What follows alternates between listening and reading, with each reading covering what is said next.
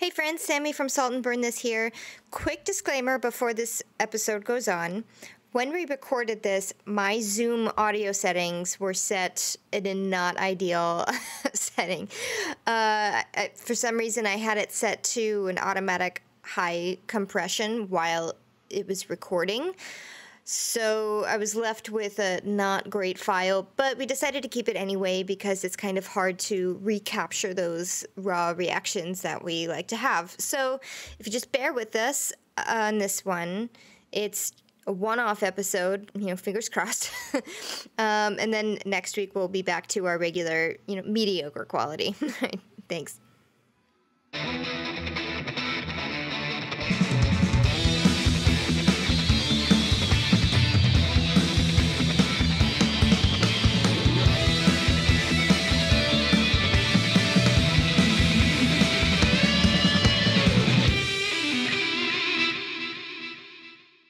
Hi, everyone. Welcome back to Salt and Burn This. My name is Sammy. I'm Valerie. And this is our Supernatural Rewatch podcast. I've switched over to iced coffees now. The weather has changed. Of course, it'll change back tomorrow, but... Right. No, same here. Today it's 52. Yesterday it was a little colder, but the day before was like 70, and it was heaven. Absolute heaven after drowning in snow for 2 months, Right, yeah. And everybody else was feeling it too, like the streets were really like loud. They're like, we want to be outside. Yeah, I feel bad. Julietta is like super furry right now, and I'm like, I'm sorry, I can't get you cut for, another couple weeks. Right. Oh, here's something. Okay. What I figured out about me, because again, while having a TV show on in the background while I'm doing other things around the apartment, I've been watching NCIS. Mm-hmm. And the DiNozzo character, Michael Weatherly's character, is like famously quoting movies. His entire character is all about the movies, quoting movies, finding scenarios that match movies. I am your DiNozzo, because I keep interjecting with like movie quotes and movie examples, and that reminds me of that TV show where. So I am your DiNozzo, Sammy. I don't know if that's a good thing or not, but I was thinking about this episode because there are so many movie references. Well, pop culture references. Yeah. And I sometimes don't like pop culture humor for that reason, because it can honestly makes it into a period piece. Right. Right. Dates it. Right. Or if you don't know the reference, which is often my case, because in my adult life, I have kind of stopped watching new things for whatever reason. Right. I find comfort in like the old things, and I just kind of stick to what I like. And I need to branch out more. But anyway, it's neither here nor there. But because I don't watch a lot of new things or even classic things, I'm like, I don't know. I feel like, what's her name in Bones? Who was just like, I don't understand that reference. You mean Bones herself? Yeah. Or later on, Cass, when he's just like, I don't understand what you mean. Oh, Cass. I can't wait to start talking about I Cass. know. It's going to be a while. Pages and pages. Patience, Iago, patience. That's from Aladdin. All right. Let's get us started.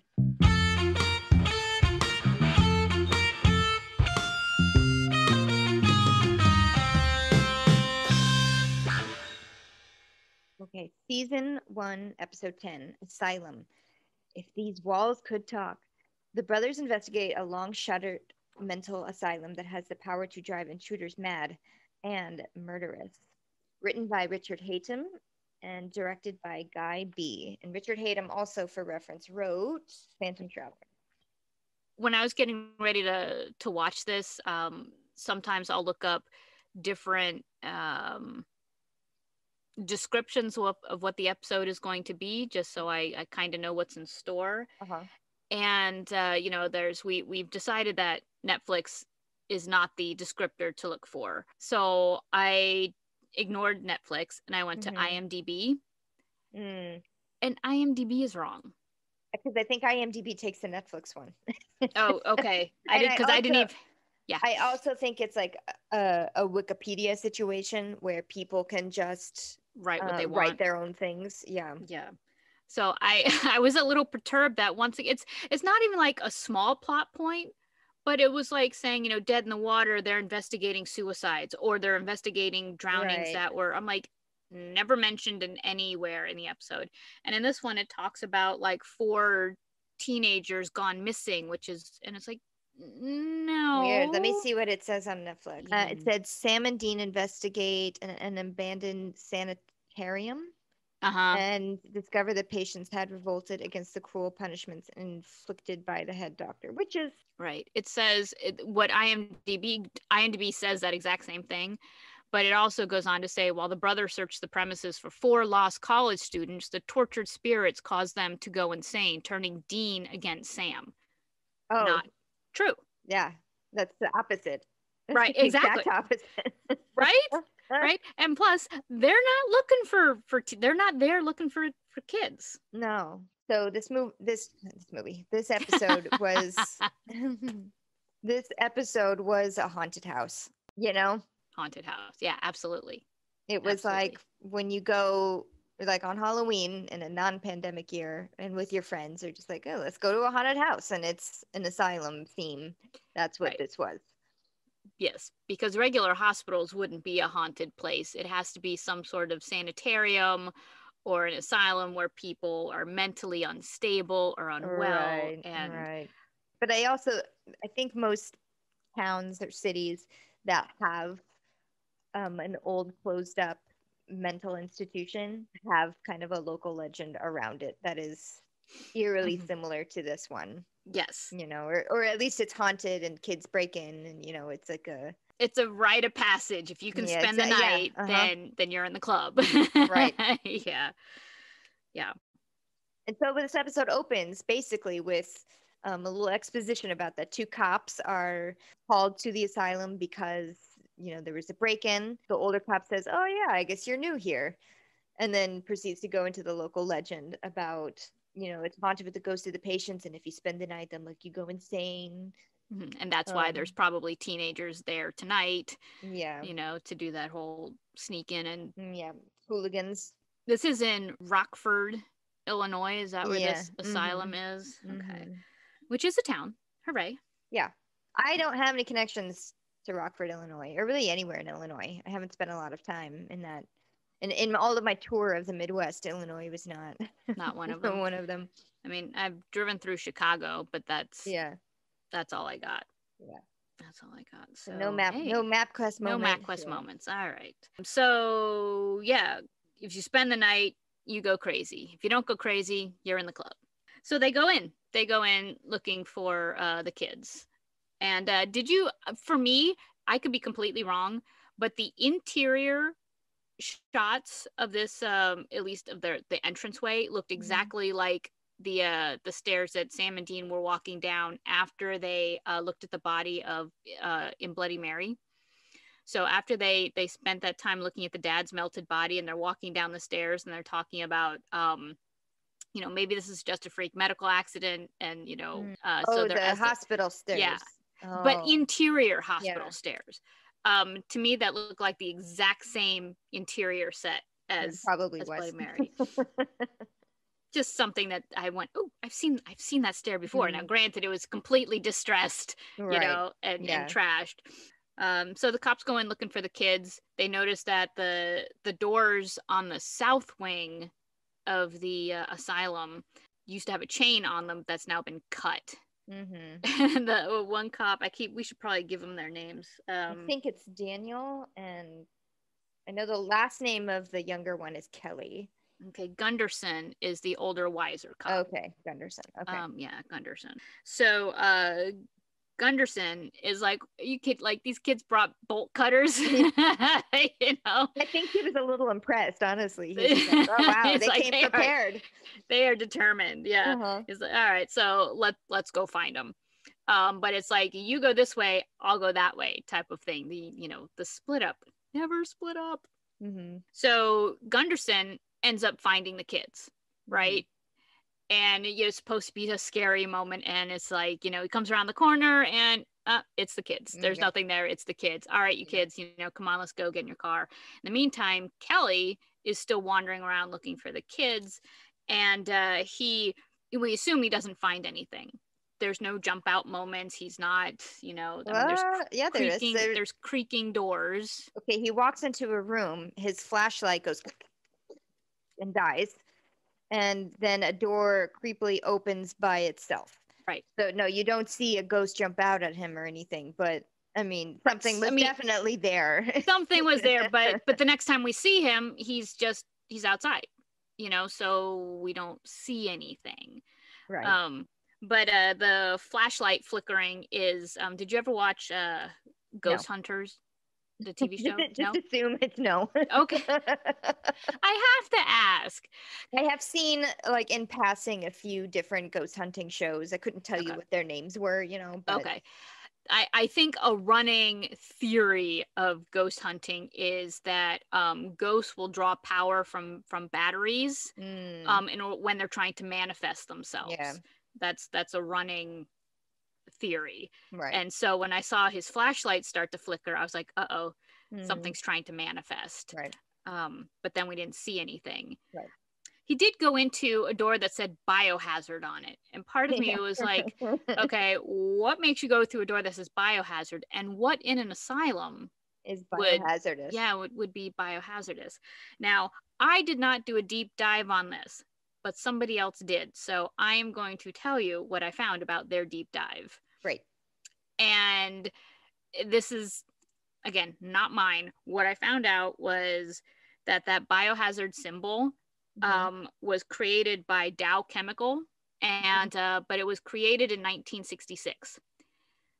And as we learned further down the road, the asylum was actually closed in 1964. So that is just a deep dive that somebody did about a symbol they saw on the wall on the set of Supernatural and decided that it was incorrectly placed. Yeah, okay. Whew. So there.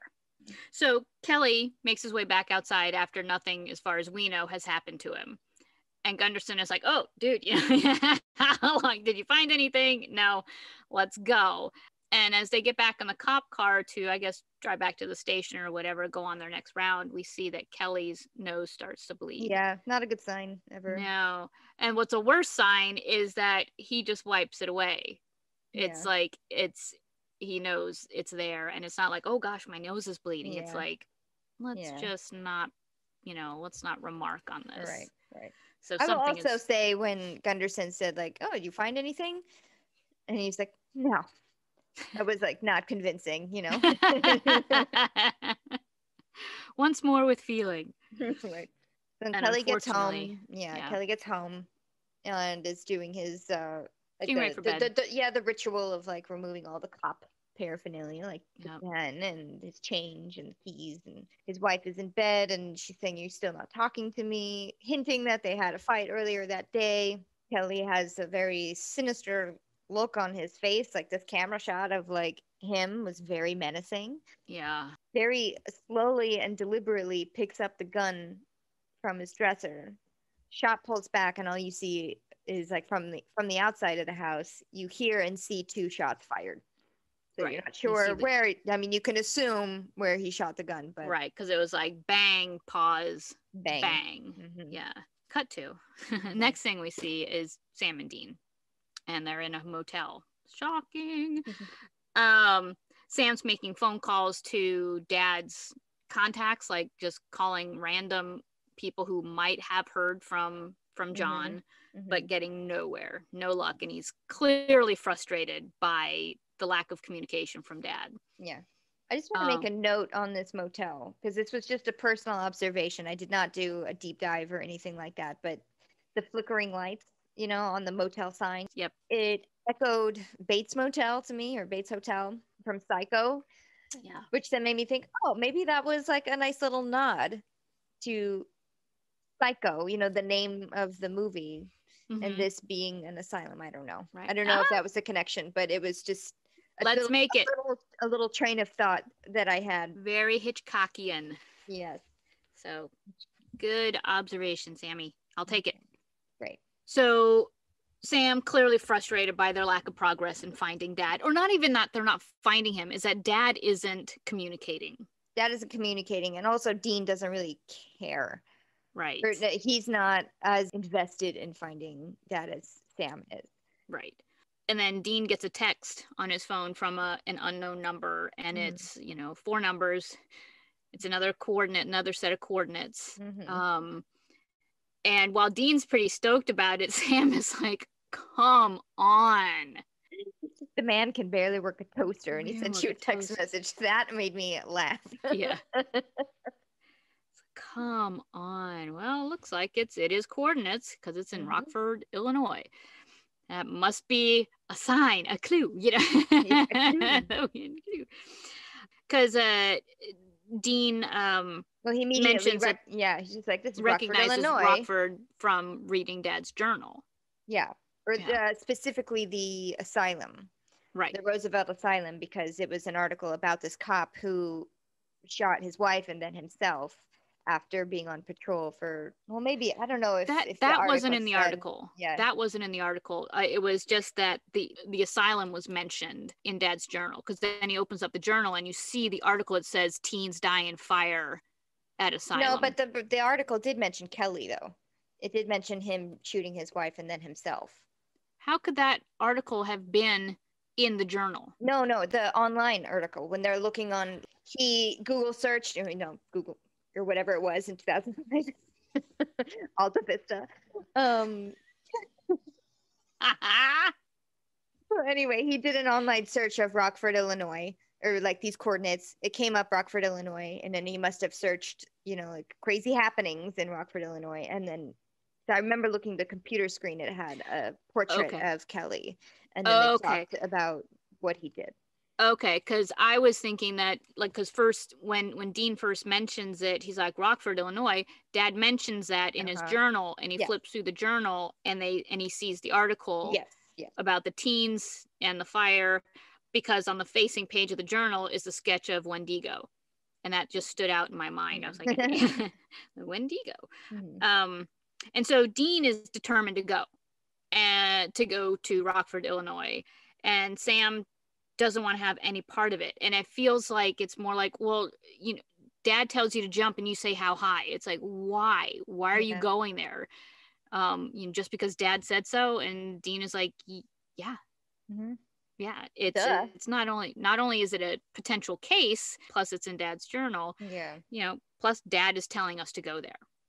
So the boys find themselves, Dean finds himself in a bar in Rockford. They've managed to hunt down Gunderson in a cop bar, and Dean decides to pull out not a disguise, but a personality. He pretends he's a reporter and is going to interview Gunderson about the happenings at the asylum and stuff. Did you recognize the name that Dean uses? He says, I'm Nigel Tufnell.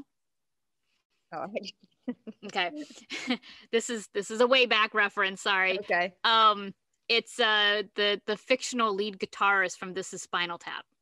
So it's the Christopher Guest character from This Is Spinal Tap, which, same writers as Waiting for Guffman, A Mighty Wind, Best in Show, those mockumentaries. Yeah. So Dean's pretending he's a reporter. Sam comes in and pretends to rough Dean up in order to, win over Gunderson. Yeah, my theory was, first they tried the reporter approach. Gunderson was obviously not having it. He was just like, man, back the F off. I am in no mood. Sitting in my dead partner's chair. Yeah. And so then here comes Sam to kiss a little ass, Yeah. He's an officer of the law. What are you doing, man? Right. Get out of here. And Dean's like, ooh, all right. But he gives that look of, you're going to pay for this. Yeah. You're going to pay for this later. But it works because Sam's able to get the history of the asylum from Gunderson. Yeah. So bravo for Sam. Because again, Sam's the empathetic one. Yeah. And is able to talk to his this cop who's very nice little con, I thought. Yep. Played by these guys.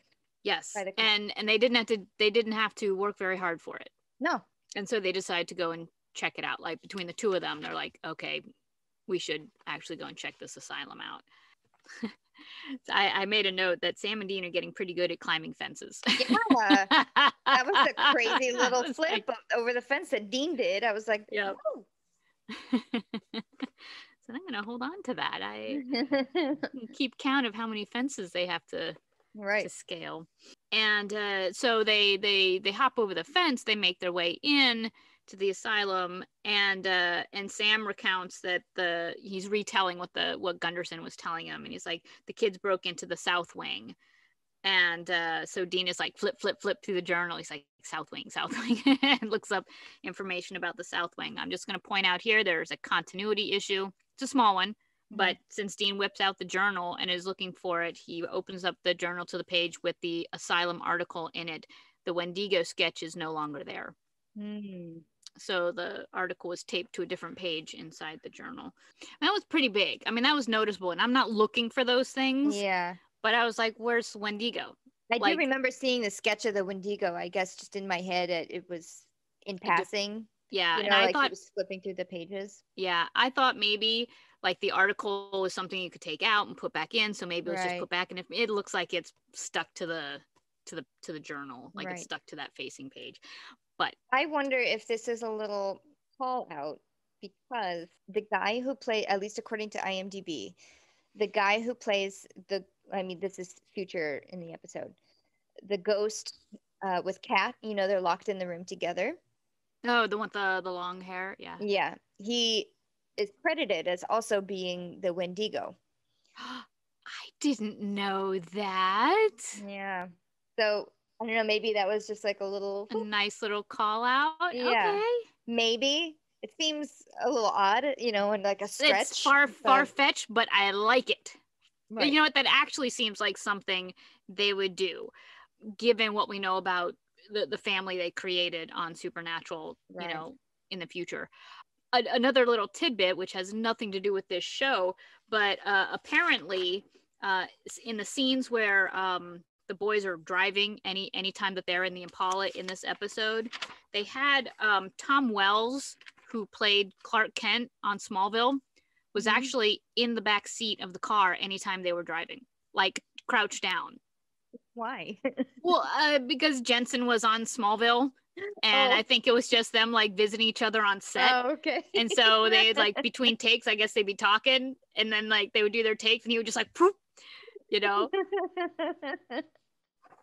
So you could absolutely be right that the Wendigo sketch was a call out to, you know, to the actor who's playing. Yeah. I didn't know that. I didn't research that. So now I feel I was just, you know, why I did is because when he popped up, he looked like the guy from Elf who's in the shiny mailroom, who like him and Will Ferrell like gives him the flask. Yeah, and they like lay down on the mail and they're just talking about their hopes and dreams or something. For some reason, it's like, that looks like that guy. I wonder if it is. It wasn't, but but that's what made you look. Yeah, that's super cool. That's super cool. I love that. Yay, Sammy had a movie call out. I did. Sidebar about Elf. Wendigos and Elf. Right. Elf's involvement with Supernatural. Yeah, sidebar. So Dean is retelling the story now that he read in the Asylum article in the journal about 3 kids who stayed the night in the asylum. One kid apparently went crazy and set fire to the place, murdered another one of the friends, and one friend got out alive. So 2 kids were killed that night, but the surviving kid was like, this guy went insane, like for no reason. He just suddenly went insane and tried to kill us. So now there's even more history. And they were in the South Wing when it happened, when the guy went insane. And so now Sam and Dean are like staring at the doors of the South Wing, and you can see the same chains that the cops saw that are just like, you know, hanging down. And they mentioned, you know, maybe these, you know, the doors were chained to keep people out. And I think it's Sam says, or to keep something in. Right. And I wonder if that's an allusion to iron keeping spirits, Maybe. Iron's effect. Now that could also be like really a way out assumption on my part. Right. But like, what would keep spirits inside? A locked door isn't going to keep spirits inside. So I was thinking, they broke the chain. Or was it locked up since 1960 when these people were alive? Maybe it was somebody trying to keep the crazy patients inside of there. Oh, wow. Oh, that's awful. Yeah. Wow, yeah, you just gave me chills. Doesn't stop them. Yeah. Just a note while they're in there, though. Dean makes a Sixth Sense reference. We're talking about movies and stuff like that. That is one I have seen, and I recognize. From start to finish? Yes, from start to finish. It also is a hint that Dean is still not okay with Sam's abilities. He doesn't want to talk about him. He doesn't want to even touch that or go there. He's just like, nope, don't ask, don't tell. Yep. Not going there. And if he does mention it, it's mocking him. Yeah, exactly. Yeah. So yeah, he's like, let me know if you see dead people, Haley Joel Osment. But see, because then 2 seconds later, as they're walking down the hallway of the South Wing, he's like, who do you think made a hotter psychic? Patricia Arquette, Jennifer Love Hewitt, or you? Yeah. Which, Patricia Arquette was in Medium, and Jennifer Love Hewitt was the Ghost Whisperer. Yeah. So poking fun at him. Yeah. It's his way of dealing with uncomfortable the not so situations. Okay with this. Right. So they find their way into like a not like a laboratory, but a room. It almost looks like an old dentist / gynecologist office. A laboratory? Did I say laboratory? You did. A laboratory? Isn't it a laboratory? Laboratory.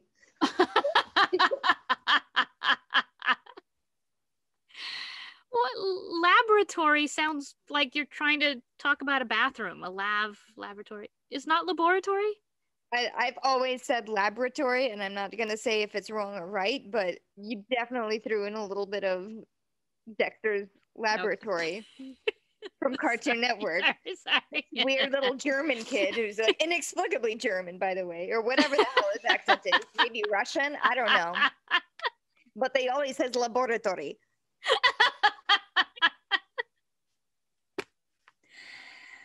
Be like 2 hours, 3 hours long. Oh God.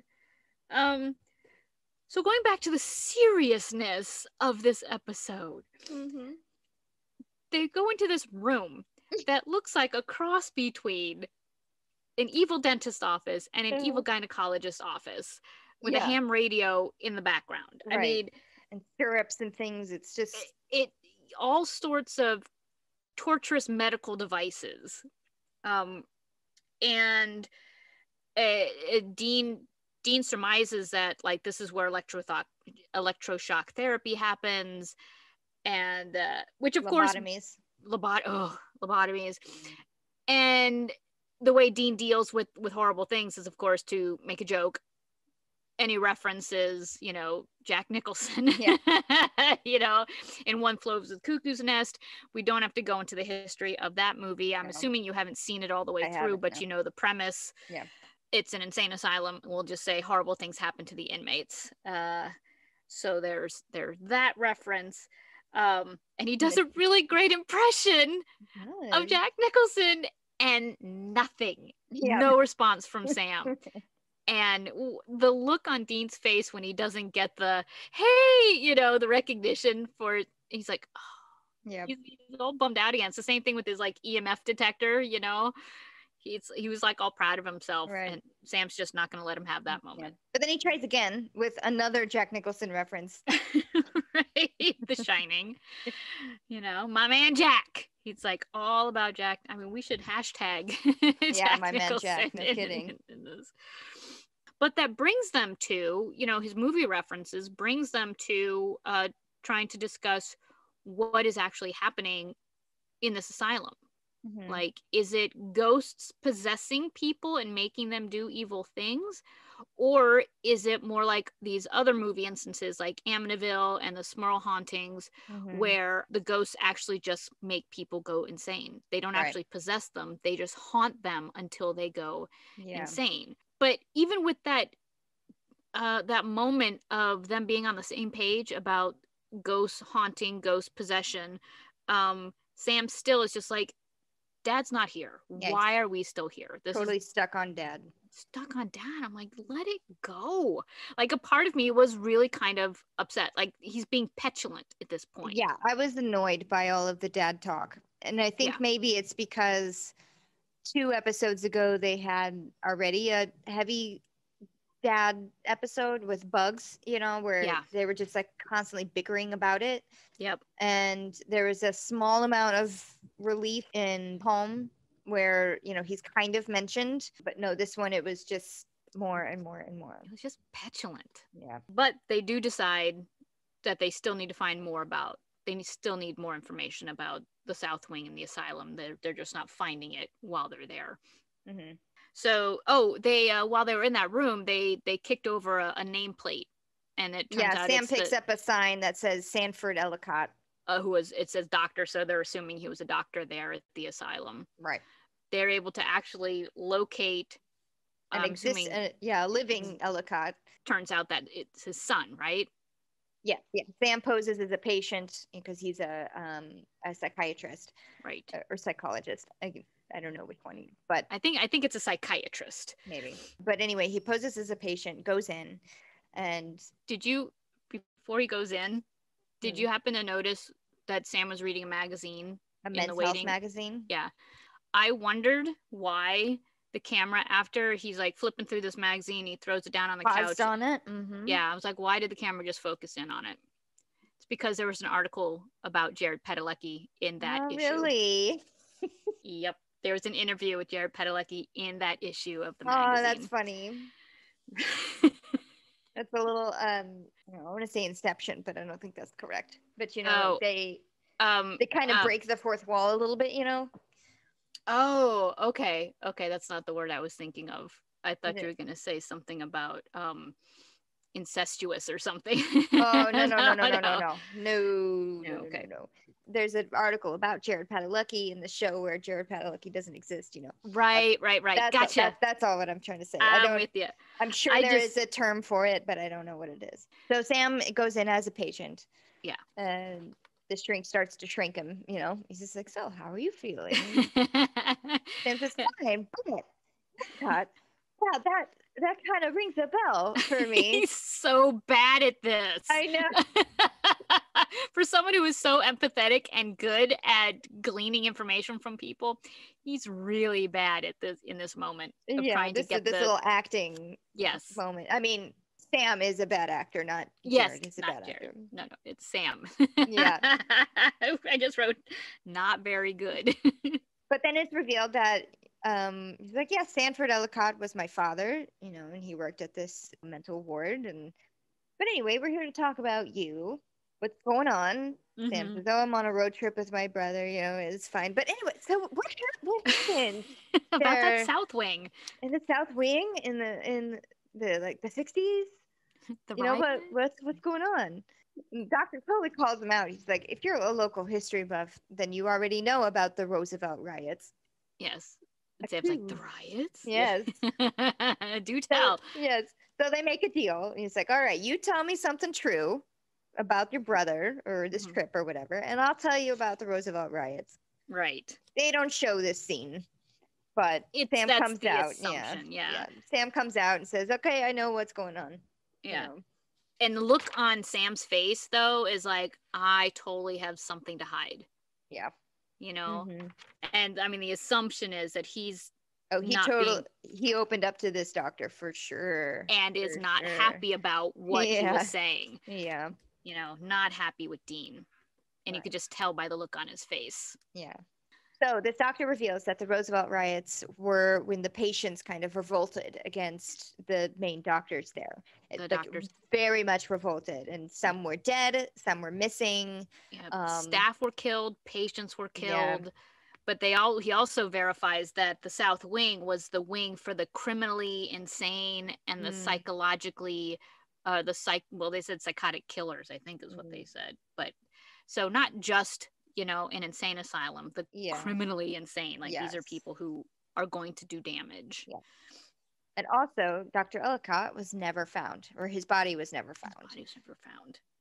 And Sam surmises that he was stuffed somewhere deep in the building because cops never found, specifically not this doctor's. Let's check it out tonight. Cut to yet another set of teenagers coming in. Oh, Kat and Gavin, boyfriend and girlfriend.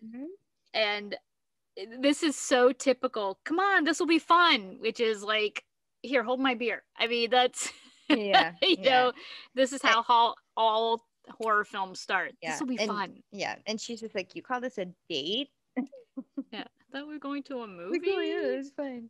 Did you recognize these people? No. Okay. I did not. The girl, I kind of did, and it was because she's been in a million things. I think what came to my head was from How I Met Your Mother. She played, an episode of that. This guy is in a ton of things. Most people are going to recognize him as Hunter from The Office. See, and that show I never watched. Right. So yes. Was he on it a lot? No. But he's mentioned more than he's on it. He plays Jan Livingston's, who she's a bigger player, her assistant, and it's kind of assumed that that's her little boy toy, Oh, okay. And he's in a band, and she has a CD, and like there's a scene where she's like playing a CD and just like, you follow your dreams, Hunter. It's very funny, the relationship between these two people. So did you recognize him from that? Like when he came on, did you say like, oh my gosh, The Office? Kind of, yeah. I mostly recognized him. There's a specific scene from, I think, one of the Wayans brothers movies where they do like date movie or scary movie, those kinds of things. Okay. I think it's something called Extreme Movie, which I have not seen all the way through. I just remember him being in a very silly kind of situation and taking it very seriously, which made it funny, this guy. Right. Oh no, I didn't recognize them. But then after a while, I was just like, oh wait, that's Hunter. That's great when you start to recognize like mannerisms and or their voice starts to click. Yes. Like, oh, that's who that is. Yeah. He's also from Omaha, Nebraska, which is where I was born. Well, there's your personal connection. Yes. To this show, to this episode. Luckily, neither of us have any connection to an insane asylum at this point. Right. So yay for Jury's us. out in a few years. Right. Gavin is just a total jerk to his girlfriend. She's clearly uncomfortable. She wants to leave, and he's just like, no, you just wait here in this haunted asylum. I'm going to go check this out. Nothing's going to get you. Right. Doors creaking, flashlights flickering. Yeah. And so Kat is smart. She actually does just stay put, right? She's like, and Gavin goes off, and while he's like exploring this room, his flashlight starts to flicker and go out, which as we assume means there's a spirit that's trying to materialize. Right. The door shuts behind him on its own, although I think he thinks it's her trying to fuck with him. See, now that was one of my questions. I was like, why when it first starts creaking isn't he like and like looking at it with his flashlight? And I think it was the little smirk on his face when he was turning away, being like, oh, okay, she's just trying to scare me. Okay. Because then once his flashlight goes out and he turns around, there's a figure in the doorway, and he's like, oh, hey, babe, did you decide to join me after all? And the figure walks towards him and embraces him and kisses him. Big old smooch on the lips. Big old smooch. And it's not Kat. It's not Kat. It's a bloody ghost. Yes, it's I don't know what it is, but it's Kat for being a jerk. That's right. And so now we see Sam and Dean have returned to the asylum. And this time Dean's EMF detector is working. Yeah. And Sam's got his night vision video camera out, and he's like, oh, this place is really orbing, which again is a ghost hunting thing. Ghost hunter thing. Yes. They have seen that on ghost hunting shows where they're talking about like, ooh, orbs. Yeah. Honestly, it's nothing. It's like it's dust. It's dust being caught by light. Yes, exactly. It's orbs. which aren't necessarily ghosts. Yeah. So Sam and Dean are now, I'm assuming, in the South Wing. These hallways are just littered with, turned over tables and, torn out screens and just stuff. But as Sam and Dean are walking and talking, they're just kind of walking straight, and then something like whooshes behind them, and they turn. Again, this is just a filmed haunted house, and it was terrifying. Yes. I mean, all of the sets and props. I used to work at a haunted house a few times. My niece. Oh my gosh, that's great.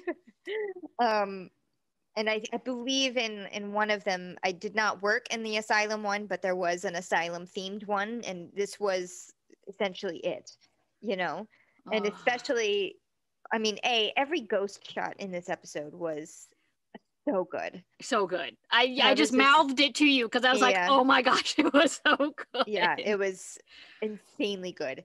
And then, and then this one, something whooshes by the camera, like our view, it's like right in front of our eyeballs, and they kind of hear it, turn around, and then decide it's nothing, and then keep going. And then the camera cuts to this guy in a straitjacket, just totally spazzing and glitching out. Right. And that was exactly what people in the haunted house, like working in a haunted house, would do. Or do. Yeah. Oh gosh. Yeah. So they don't see it, but us as an audience member, as a watcher, is like, it's right there. Yeah, but they keep walking. What got me, though, is that when they turned and they don't see anything, the hallway that they just walked down was so littered with stuff. I'm like, there's no way they would have just been walking straight down this hall without having to kind of wend their way around. Like, there's a bed. There was like metal bed frames are super scary. Yeah. But there was like this giant metal bed in the middle of the hallway. I was like, we didn't see that. But that was just, me being nitpicky about continuity in shots. But yes, that guy, the whoosh and the guy was, I was like, oh my gosh, is he reliving being electrocuted? That's what I saw. I was like, oh my gosh, these ghosts are tortured. Yeah. Sam and Dean, as they're not seeing the whooshing behind them, are still discussing like what's going to happen. What are we supposed to do here? And Dean, of course, says we need to find the remains of this doctor and burn it. Yeah. We have to burn these remains. Oh, I'm lying to you, Sammy. He says we have to find the remains of all the spirits. So we have to find, they initially are talking about finding all of the missing bodies and burning them. I guess that was based on seeing the orbs. I didn't write down any of that.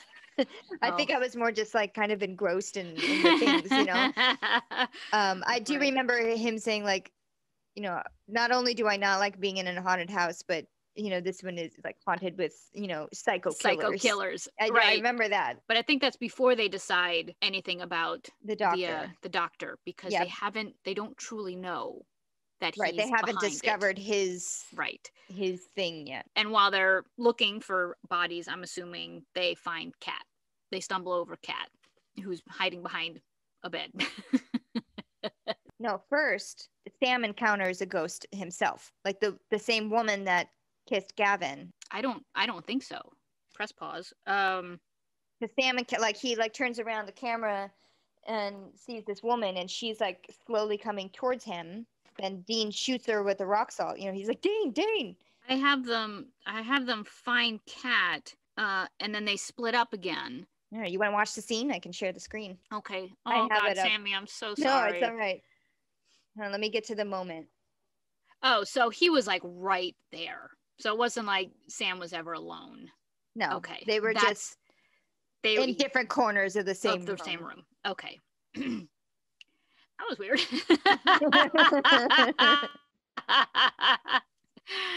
Okay. Just for listeners' reference, we had a little bit of a confusion about what was going on. So we did just watch together a scene so we would know like what actually happened, because we suck at taking notes. So anyway, which is sad given what my job in life is. And I will just say that note taking is the number one responsibility of my job. So take it away, Sammy. Okay. So after the straitjacket guy, they go into a room and they're in like separate corners or whatever, and then Sam finds a ghost lady through his camera, and she's slowly coming at him, and he yells for Dean to help. Dean shoots her with a shotgun of rock salt and then she goes away. Yep. But Sam makes an observation that she wasn't really trying to attack him, because she was kind of going so slow. Yeah, she's just like, hey, wait, I need to tell you something, without actually saying words. Right. But right, because she didn't move, she didn't glitch, she didn't move real quick, there was Yeah. nothing aggressive. She was just like, hello. Yeah. Dean doesn't really want to hear that, but Sam Yeah. is like, I'm going to make a note of that. She wasn't trying to hurt me, or else she would have. Yeah. And then they find Kat. Then they find Kat hiding behind a bed. Right. And I have to say, I like Kat. Yeah. I like her kind of no nonsense. They're like, what are you doing here? And my boyfriend thought it would be fun to come look for ghosts. And I didn't think any of this was real. Yeah. But I've seen things. Something has happened. Yeah. And now I don't know where Gavin is. And then they say, like, okay, you go, we'll find Gavin. She's like, I'm not leaving without him. Right. This place is crazy. So then they say, okay, fine. Dean take the girl, and Sam go find Gavin. Right. And so they split up again. And Sam does find Gavin, like passed out on the floor. You don't know if he's like been possessed. You don't know if his nose is gonna start bleeding. He's alive. Right. Sam's able to like wake him up, stand him up, and it's like, what happened? And Gavin, of course, is like, who are you? First of all, who are you? You know? And Gavin's able to describe to Sam that this ghost tried to kiss him. And Sam's like, anything else? Anything else? I'm scarred for life. This thing tried to kiss me. So clearly he's actually okay. If he's able to, he doesn't have that distant stare of somebody who's been, possessed or whatever. Right.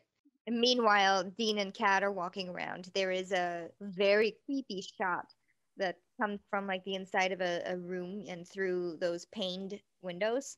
Oh, the square windows. And that's when it's like, you ever, anytime someone tells you it's haunted, don't go in. Right. And then another ghost like swooshes by the camera. By. Yeah. And then Dean's flashlight goes out. And while he's like, oh, well, all right, I've got a lighter. And so he starts looking for his lighter, which does become fairly infamous for Dean, by the way, as far as props go. The lighter becomes like an extension of Dean in the series. This, I have to tell you, was the scariest moment in the show for me. And while Dean is trying to get his lighter to light, Kat says, ow, you're hurting my arm. And Dean says, what are you talking about? And then has both his hands up. And then they both look down and they see that there is this like ghost arm gripping her, and then it just rips her out of the hallway and slams her into this room, and the door slams shut and Dean can't open it. And it was so fast. So you didn't even see him, the ghost guy. You just saw her just like and it was that super fast that I've talked about in other episodes, where it's like I say super fast, but like supernaturally fast. Yes, it was faster than anything. Humans can't move that fast, right? In real life, right? And slam, and those doors were metal. They were like iron, really intimidating. That door is closed. Right. Dean couldn't open it. Yeah, he's slamming things. She's screaming. He has a crowbar. He can't open it with a crowbar. Yeah, and this is where like Sam and Gavin hear them. Kat is kind of going, doing a little bit of a padded room action. Like she's like, how do I get out? Running into the walls. Yeah, and Sam says, you know what? No, just you have to look at it because they're trying to tell us something. Just look at it and be calm. And Kat's like, what? Yeah. I'm surprised she didn't say, you look at it.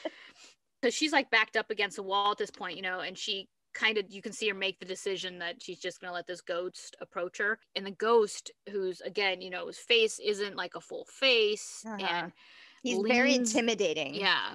But slowly moves in and puts his face next to her ear. There's quiet for a while. Yep, her screaming has stopped. And everyone else is like, oh my God, I hope you're right, Sam. Kat? And then the door opens. And she comes out, and again, for a second you think maybe she's possessed. Right. by this ghost, but she's not. And she says, all he said to me was 137. Mm-hmm. I love that both Sam and Dean are like, room 137. Yeah. Yeah. Room number, obviously. Yep. Let's go. Dean clicks on his flashlight, sees that the light has turned on, and just gives a look like, Yeah. you know, flashlight works. Yeah. You know. Good. I love that look. I love Dean's little micro looks. Yes. You know, his little micro expressions are great. So they go running off to find room 137. And it looks like it's Dean goes to look for the room, and Sam is trying to take the kids out. Like, right. yeah. You need to take them out of the asylum. I'll go find whatever we're supposed to be finding in room 137. Mm-hmm. And he does. He finds this office. It looks like an office. I mean, he had to kind of kick the door in because there's chairs thrown up against it and stuff. So, but it does just look like an office. It doesn't look like a torture chamber or where they do I almost said electrolysis, which is in itself. Someone's trying to get their bikini line done. You know, it's fine. That's the North Wing. The electroshock therapy. Yeah. It's just an office that's just been like torn apart and ransacked and stuff like that. And in the meantime, Sam and the kids have figured out that they are actually trapped inside. They were trying to open the doors and they were locked. They couldn't bust open the windows because they were barred. So then Sam went off to just kind of try other doors, and he comes back and said, okay, nope, there's everything wrong. Sam makes the statement of, it's not the ghosts of the killed patients that's trying to keep them here. That's right. He says it's something else. It's something else that's keeping them there. And in the meantime, Dean's doing research. He found he's like pulled open drawers. He's found hidden compartments, and he's found this like leather bound satchel with patients' journals in it. And this is why Dean gets paid the big bucks. Right, because he made the discovery. Yes. Yeah. So Dean is flipping through this journal of all this handwritten documentation of what this doctor did to the patients. And I don't know if you're familiar with trepanning. Do you know what that is? It's basically drilling into the head to relieve the ill humors. It was something that was done. I mean, nowadays, if someone's having, brain swelling, they will, do a release the what's pressure. it called, a craniotomy or something. But back in the days, drilling into somebody's head was done to release the evil spirits. Oh my God. And that's why all these ghosts have those drill marks in their eyes, because there's sketches of him like drilling into their brains through their eyes and through the middle of their head. So this doctor was trying to tap the anger centers of their heads by literally drilling holes in their heads. Going back to Sam and the kids, Sam's like, this is not a time to panic, and Gavin's like, why the hell not? But that's when Sam gets a phone call from, they assume Dean is calling, and he's calling for help in the basement. He's cutting in and out, he's got a desperate plea for like, come on, I'm in the basement, hurry up. Did you listen to this with your headphones in? Not this part, no. I was like kind of just skipping through some of the asylum scenes, to hear the ghosty noises, but I didn't hear this part. During this phone call, this is not a huge discovery, but during the phone call, the fake phone call, there is growling underneath Dean's words where he's saying, help, I'm down in the basement. There is something, and I listened over and over and over again to see if there were actual words. Yeah. But it was just this menacing growl, and it wasn't it wasn't like a synthetic growl. It was somebody's voice growling. Ooh. Oh, it was truly frightening. So after the fake phone call, Sam's like, you kids stay here. I'm gonna go look for Dean. I'll take care of this. Can anyone handle a shotgun? And Miss Cat is just like, yeah, I can. Gavin's like, no. Like Cat, she's like, look, I can protect myself. I'll take the gun. And she does, and there's this cool little shot where she takes it, and then she does a little. Yep, loads it. Nice. While Sam is looking for Dean. Well, Sam is in the basement. Then he goes off. Right, he goes off looking for Dean. for Dean in the basement. And he's And grabbed. then his flashlight goes out, which Right. is like the 6th time a flashlight has gone out at this point. And so something's manifesting. Yeah, a door opens by itself, because I have in my notes in capital letters, why would you go through a door that opens by itself? Although I know it's their job. But well, still. and the cop did that in the beginning too. Yeah. Kelly did that. The door opened for him and he walked on in. Yep. And as expected, a ghost pops out, grabs Sam by the head, and is like electrocuting him through his fingers. Yeah. It was pretty cool, because you could see the electricity like inside of his mouth and everything. Yeah, like across his teeth and stuff. And the ghost is like, "Don't worry, I'm gonna make you all better." Mm-hmm. So then the scene ends there with the creepy doctor electrocuting Sam's face. Right. We cut back to Gavin and Kat, who Kat, good for her, says, "You know what? After this, we're totally breaking up." And this reminded me of something that happened only like 8 years ago. But this was a big YouTube thing where there was a girlfriend. She was all hooked up to do this giant, like extreme sports pendulum jump off a cliff. Yeah, I remember this. And she just couldn't work up the nerve to do it. And her boyfriend kept like kind of being like, "Oh, it's okay, it's okay." And she said, "Don't you dare push me." He's like, "Oh, I'm not going to push you." And he ends up pushing her off the cliff. Mm-hmm. And you hear her scream on the way down, and then there's silence, and then the next thing you hear is her yell, "I'm breaking up with you!" And that's what I thought of. Yeah. Good girl, Kat. Yes. Good girl. But then Kat almost shoots Dean as he comes around the corner, because he wasn't, where Sam was. Yeah, and he doesn't like really give any kind of warning, right, that he's coming around the corner. Yeah. Right. But then they find out now Sam is missing. Right. And they're like, "Yeah, but Sam went down to the basement because you called him." And Dean says, "I didn't call him." Yeah, basement, huh? Okay, fine. Okay. So they go looking, and Dean finds him. And Sam's just like, "Hey." in a jump shot moment where he just like turns around, and all of a sudden Sam is there. Yeah, I hate it when people don't actually respond when I call them.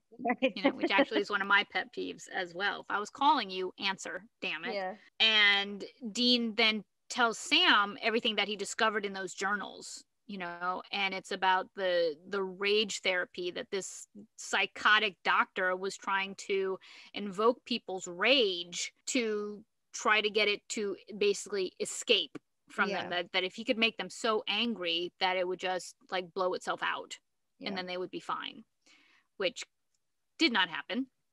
It only made them angrier and angrier to the point where they rioted and become homicidal. And Sam is like, "Well, I don't know about that. I really don't know what his end game was here. He's just trying to convince him it's not true, or like maybe try to convince him it's like, no, we should just go. I already looked. There's nothing here." Right. So maybe steer him away from potentially finding the body. Yeah, I guess you're right. Yeah, that's probably what it is. But Dean is determined we have to find the body and burn it. So then he finds a secret door, and while he's like busy trying to crowbar it open or like look for how to open it, Sam then points his gun straight at Dean. Right. Very calmly and collectively and like, deliberately. Yeah. Yeah. And it's like, "Hey, Dean." Mm-hmm. And Dean looks up and sees Sam pointing a shotgun at him. It's like, "What are you gonna do?" What's up, buddy? What's going on? While he looks up, he sees Sam's nose starts to bleed. Yeah. He's like, "What are you gonna do? Shoot me? It's just rock salt. It won't kill me." And Sam says, "No, it'll hurt like hell," and shoots him. So it's like Sam is venting his true feelings about Dean in this moment. Yeah, in a very extreme way. Yes, I mean, not just shooting him and trying to kill him, basically, but like everything he just starts. We've been searching for Dad for 6 months. Yeah, he just unleashes. And so Dean's like, "Fine, you want to kill me? Fine," and gives him his gun that's supposedly loaded with real bullets, not rock salt, and says, "You really want to kill me? Kill me." And Sam pulls the trigger. Yeah. Multiple times. Yeah, I couldn't remember this part in the episode, honestly. When I first saw it, I was kind of like, Yeah, I thought that it was... Dean, why would you give Sam a gun? Dummy. Well, not only that, but, you know, he should have been able to find his brotherly love. Sam should have been able to overcome whatever feelings of anger he had, you know, the momentary anger of being pissed at your brother about something, to really wanting to shoot him dead. Yeah. I mean, that's a lot of hate and anger. And I'm again, it's probably because the doctor was like, poking at his anger center. Right. But turns out the gun is not loaded. So then I was like, oh, okay, right. Dean is smart. and Dean's able to, you know, stand up and punch out Sam so he can continue to find the body, look for the body. And a point we didn't mention was that one of the reasons why they're in this room is they surmised that because they still don't know exactly where this guy's body is, like where the patient stuffed this doctor's body. And so they surmised that, you know, if there was this secret room where he was torturing people, that the patients would then take the doctor down to that secret room and torture him. Right.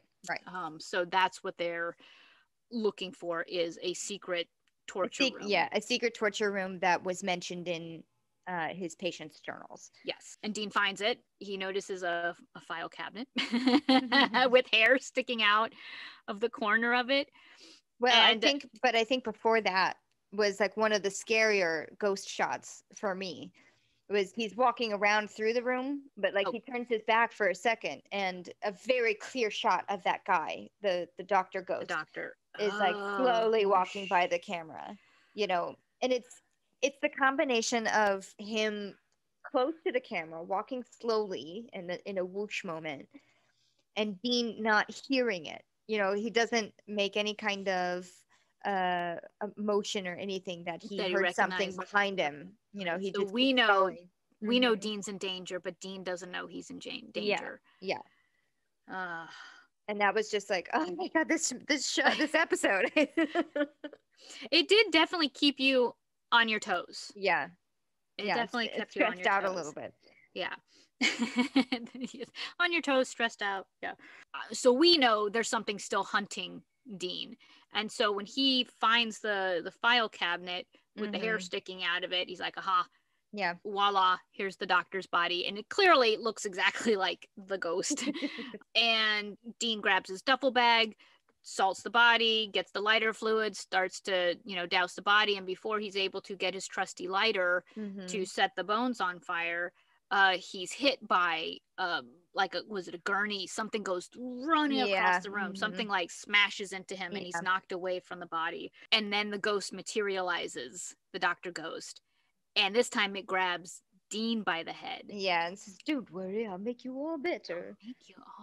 So he's like electrocuting Dean now. Yeah. And luckily, Dean has the strength to still reach for his lighter, which got knocked out of his hand. Yeah, he was with it still for a long time being electrocuted. You know, he was like grabbing for that lighter for a while. You know? Little bit closer. Yeah. But he's able to foop, you know, because it's a one-flick bic, and he throws it into the cabinet, and the body starts to burn. Now, this ghost burned way different than any ghost we've seen so far, or since, I would say. Yes. This is like a singular standout ghost. It's like he turned to like solid ash almost. Yeah. And then just crumbled. Yeah. So there was no up in smoke. There was no poof, so to speak. Yeah. So I don't know. I don't know either, but it just stood out to me. I was like, oh, that was different. Totally. Yeah. You know, that was definitely different. It just crumbled. Poop. And as soon as that happens, the spell is broken. Sam wakes up. Yeah, he's fine. You know, he's fine. Dean says, not gonna try to kill. You're not gonna try to kill me? No. Good, because that'd be awkward. Yeah. Dean is pretty upset by everything that just happened. He doesn't, I mean, he shows it, but he's not going to talk about it, and he's done, you know. Yeah. But you could really see how angry Dean actually was by Sam's behavior and his behavior. Yeah. Yes, he was possessed, but still, there was something there. I just learned a lot about my brother that I didn't want to know. Right. And And Sam tries to talk about it. He tries to approach Dean. He's just like, listen, I didn't mean what I said. I'm really sorry. Those were really awful things. And Dean shuts it down. He's just like, nope, I don't want to talk about it. Yep. I just want to go to sleep. So back at the motel. Yeah. After they send Gavin and Kat away, which that's got to be a car ride home for the two of them. I didn't even think of that. Back at the motel. Dean's asleep. Yeah. Dead to the world. Totally passed out. So Dean's cell phone rings. Sam tries to wake him up. Says, Dean, hey. Doesn't wake up. So then he grabs the phone, answers it. He's like, hey. And then sits straight up. Dad? Credit. And blackout. Yeah, exactly. And roll you're credits. Going, what? What? Right? Yeah. So many questions. Mm-hmm. So many questions in that moment.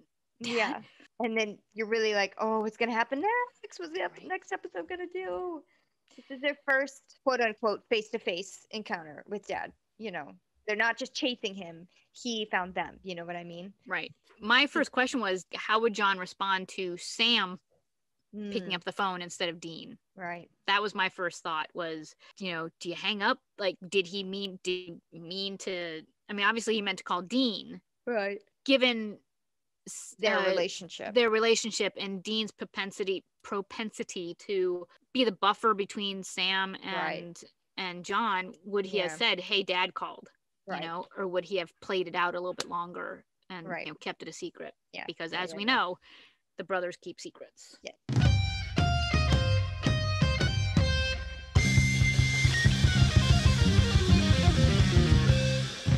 I didn't notice this, but this was one of those they say moments. Mm-hmm. You mentioned in the pilot episode about how young the boys were. They had the cute haircuts and their voices were still kind of super high. Not super high, but still, high. Yeah.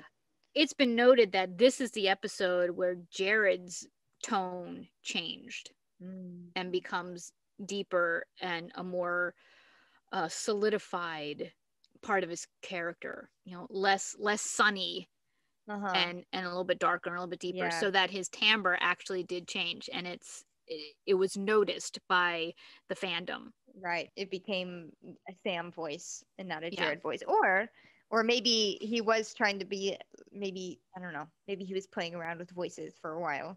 Sometimes when you're acting, you kind of get into a subconscious actor voice. If you're reading a script and you either go a little higher or a little lower than your natural tone. Right. Yeah. Well, we can talk about Misha Collins once we get to that character and what his voice, his natural voice is compared to his character's voice. I know, it was such a shock hearing him speak for the first time, not as Cass. Yeah.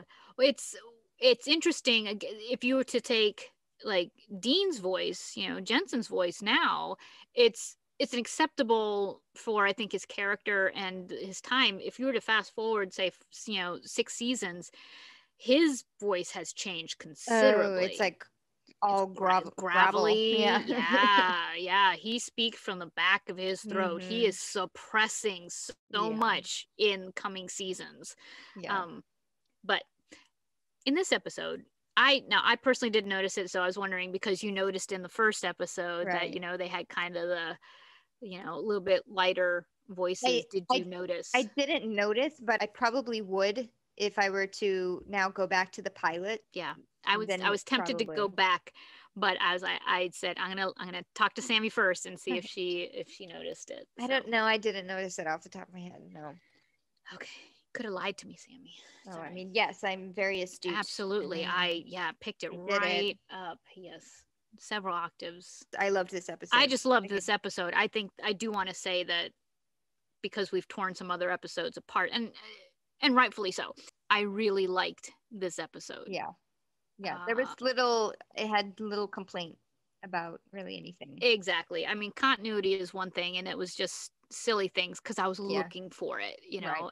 But just watching the episode, it was scary. It was, meaningful. It had funny moments. Yeah. You learn more about, Sam and Dean, and everyone has, like you said, every town has that ghost building. And this was perfect because you thought it was the inmates, so to speak. Yeah, it was a little twist at the end. And it was actually the evil doctor. So no, I really enjoyed this episode. Hey, Sammy, can you sing that theme song about people who do things that they don't normally do? So you can shame me again? I will refrain from shaming. Okay, fine. Shout out to people doing things that aren't the things that they normally do. Boop. See, I'm actually, it's starting to grow on me. It's totally starting to grow on me. Well, the reason I asked you to do that is because my nephew Chris is, while he's not a direct colleague of ours from opera or our theater world, but he is currently doing things that he doesn't normally do while he's doing what he does. No. See, I'll listen that song closer. helps. I know. All right, so he's one of those guys Yeah. who does the things not now that he doesn't do. Okay. He's actually a senior in high school. And he's not able to, attend classes in person or participate in sports or hang with friends, do after school jobs, Yep. So his thing now is he launched a YouTube channel, and That's awesome. it totally rocks. And that is the unbiased auntie's opinion. I will chime in as a non-auntie of Chris and say it is totally awesome. Oh, thanks. Yeah. It's his channel is a hub of video essays and media analysis pieces. The most common subject matter is anime or cartoons, but he says he'll comment on just about anything so long as he thinks he'll have something interesting to say about it, or he'll be able to make an interesting point about it. Yeah. Because I am not a connoisseur of anime. Nor am I. But I love his videos. I really do. They're smart, they're insightful, they're witty, he's interesting. And so much so that some of his videos have actually had over 500,000 views. Yeah. It's really impressive. And I did check a couple of his things out. I also am not a big anime person. I know a few of them, kind of the more popular ones, like the Studio Ghibli, which he has a series called Watching Every Studio Ghibli film. So there's more than one? There are many. But so he's been watching all of them and commenting on them. And I watched the Spirited Away one, which I have seen. And I was so impressed at how well thought out they were. And it wasn't just I like the way they drew this or anything. No, he's a smart kid. And I learned something. I'm also interested in the he's got one called like How I Met Your Mother is Better Than Friends or something like that. Which I'm interested in, but it's I haven't had the time to check it out yet. Yeah. So not fully anime. No. Just like you said, and a topic that he thinks he could say something interesting he about. Really does just have random things splattered in there. Oh, that's with great. All this anime stuff. Great. Well, don't take Auntie Valerie's word for it. Check it out yourself. His name on YouTube is Cross, Kross. His handle on YouTube is @Cross. If you want to look up his videos specifically, you can look at KROSSXC. So it's Cross by C. And we'll drop his links in our social media for easy clicks and stuff like that. Yeah, I do. I recommend checking him out. Look for you should be able to find him just by searching those things, but also look for he's got this pink and purple avatar human that he drew himself, right? That he drew himself. Yeah, that's awesome. Yeah, he's also a very humble artist. Yes, good for him. So go shout Chris. Out, Chris Learish. Go check him out. All right. Thank you, everyone, for joining in this week. That's going to wrap it up for Asylum. Please be sure to check us out on anywhere you can find podcasts. Subscribe. Please leave a rating if you can. You can find us on social media. Instagram and Facebook are Salt and Burn This Pod. Twitter is @SaltandBurnThis. You can DM us there. I also leave our handles in the show notes.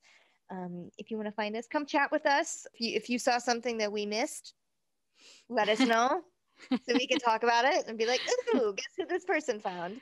Oh gosh. And I know we miss stuff because we have to go back and watch it together sometimes. Because we don't believe what the other person is saying. That's what I find funny. I don't believe you. That's not how that happened. Yeah, that literally happened like 3 times in this episode. Oh man. We definitely have our own experiences when we watch the show. Yeah. which is fun. So please join us next week for Scarecrow. Yeah. Scarecrow. I remember seeing that episode. I do too. And I am not looking forward to seeing this again. In a sense of it's going to scare me. Yeah. Well, you have to. Yeah. I'm not going to talk to myself. So, all right. Thank you, everyone. We'll see you next week. Bye.